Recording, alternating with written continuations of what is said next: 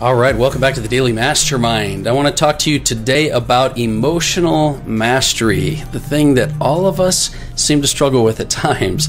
My name is George Wright III. I am your host, and I've got the quote of the day for you from Napoleon Hill. And the quote of the day is, "More gold has been mined from the thoughts of men than has ever been taken from the earth." That is a great quote. In other words, don't let your dreams die inside you. Make sure that you are willing to do the work and get out there and mine for gold. Create your best life. So let's talk today about success and emotional mastery, because you know as well as I do that success will require emotional mastery. Because look, we can get caught up on a day-to-day basis. We're in traffic. We feel frustrated with a coworker. And it's important to realize that we're not always conscious of our emotional states. But if you don't master your emotions, they can take control and lead you down the wrong path. And maybe even so far down the path, there's no turning back. And so it's only something that you can learn to grow and adapt to. And it's only something you can do if you are conscious of it. Because look, love, hate, anger, joy, sadness, all spectrums of emotions are gifts. They're great gifts to us. You don't want to get rid of emotions, because without them, life is just meaningless. You can't have one without the other. But learning how to master your emotions and use them instead of letting them use you, that is the key to achieving your dreams in every aspect of your life. So you hear this term emotional intelligence, and what that refers to is your ability to manage your thoughts and feelings. And if you have, they say, a high degree of emotional intelligence, you can read your own emotions pretty well and kind of predict how they're going to impact other people. Bruce Lee had a great quote. He said, "You'll continue to suffer if you have an emotional reaction to everything that is said to you. True power is sitting back and observing everything with logic. And if words control you, that means anyone and everyone can control you. So breathe and allow things to pass." So why is this whole idea of emotional intelligence so important? Well, we cannot change our objective experiences in life. Things happen every day to us that are outside our control. But we can control our subjective experience, meaning the meaning that we attach to things that happen.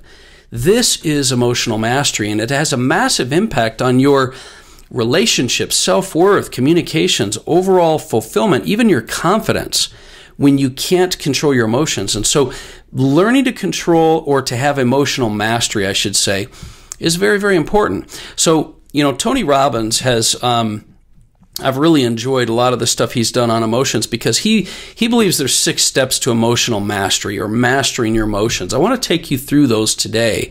The first is, you've got to learn to identify what you're feeling. So when you get in a situation where you feel like things are getting the best of you, ask yourself questions. What am I feeling right now? Am I feeling angry? Am I feeling sad? Am I feeling upset? And if not, what am I really feeling? So it's important to identify what it is that you're actually feeling and be really clear, because sometimes on the surface we think it's one thing, but it's really, your anger might be the surface, but you might really be, hurt or embarrassed or things like that. The second step is acknowledging your emotions without judgment.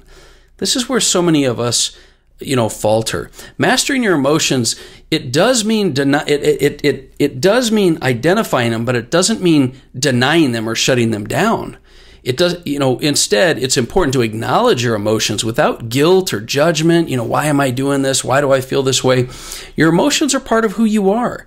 It'll make you the person that you are becoming. And so if you make yourself feel bad or wrong or discourage yourself, this can really affect your confidence. And so acknowledge those emotions without any judgment. The third step is, you have to ask yourself, what can a particular emotion offer you? See, when you become this objective observer of your emotions, look, it's okay to approach your emotions with curiosity. In fact, this can help you to develop a deeper understanding of them. The more questions you ask, the better you'll understand them, and you'll be this stepping back in order to analyze them, like Michael Singer talks about in The Untethered Soul. When you step back to objectively view, you're no longer the one experiencing the emotions, you're the one noticing the emotions.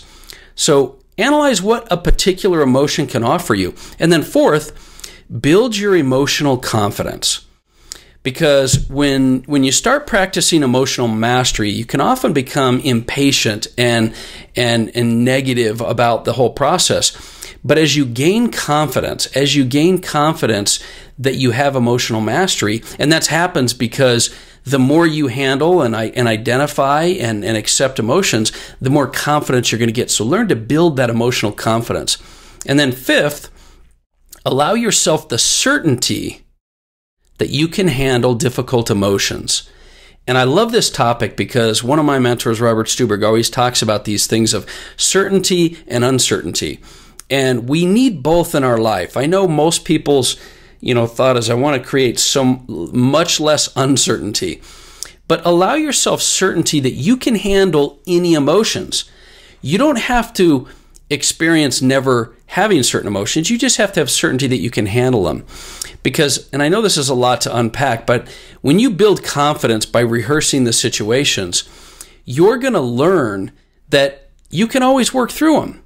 And that certainty in handling those situations will help to give you more and more confidence, and it's just kind of an endless loop.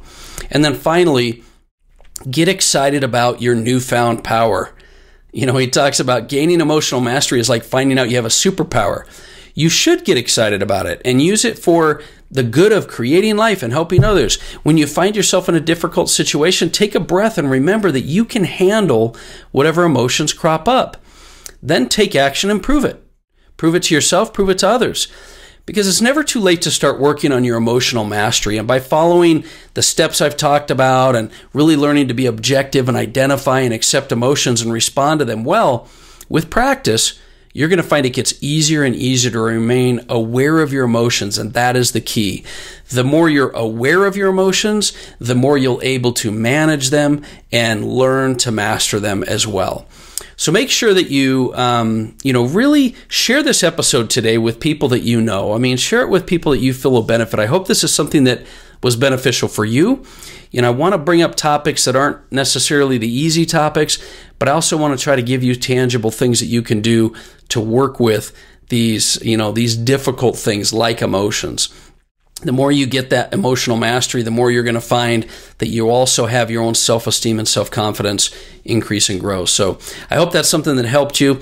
Use it throughout the week. Use it throughout this month. I really am appreciative of you joining me. I appreciate the support that you have for the podcast, and I want to be able to help you. So feel free to hit me up on the Daily Mastermind on Instagram or Facebook. Let me know what you're struggling with, what I can do to support you. And I look forward to doing that. I look forward to responding to anybody who sends in, DMs on our page or emails me directly.